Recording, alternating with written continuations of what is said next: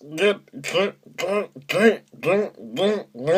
evening, May. It's Monday. I came back from work today. I've got work today and tomorrow, and that's it for the Christmas week.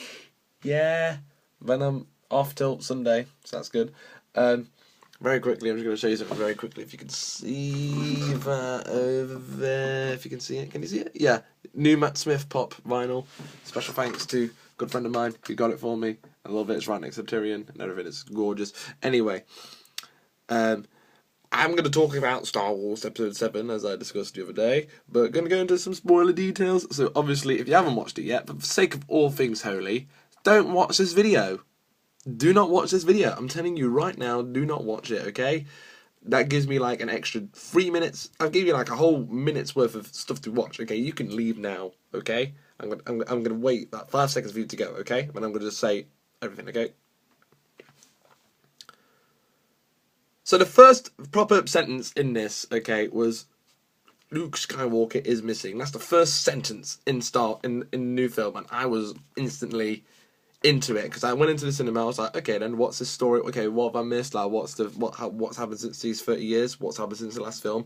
Very first sentence, Luke Skywalker is missing. I was like, oh, a lot has happened then, and loads of stuff happened as well, like including Han Solo, which was tragic, and all that I did kind of see it happening when Han was pretty much said to Chewie, like, Chewie, you go upstairs and I go down. As soon as I was like, right, and those two characters getting split off, he's going to be deceased in the next 5 minutes, and by the death of his son as well, Kylo Ren. And I thought going in was that Luke was going to be Kylo Ren turned into the dark side and stuff like that, but turns out no, Kylo Ren is, as a matter of fact, Luke's nephew, and Han's kid, and I wasn't expecting that, and I was like, oh, okay then. I thought it was a very good twist on that, and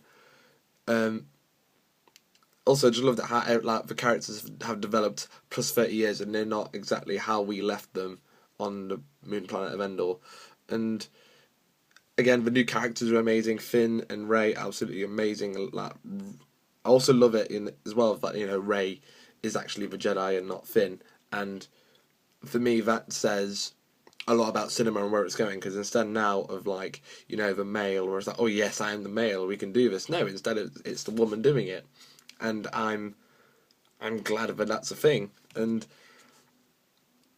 we can now have women protagonists in films of such a huge franchise like Star Wars, and I was okay with that. And now in the poster and the trailer, it showed that Finn was going to be holding some, like, holding the lightsaber and like fighting, which I guess he could still do, but it's going to be Rey that's going to be like the next main Jedi that we're going to be focused on for the next decade or so of our lives. So yeah.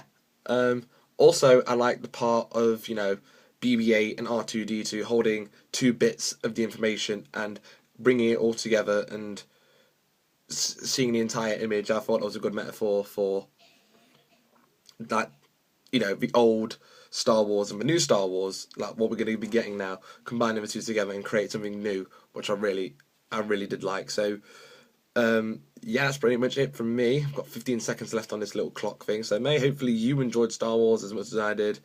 And if you've watched this entire video and I've just told you everything, you're an idiot.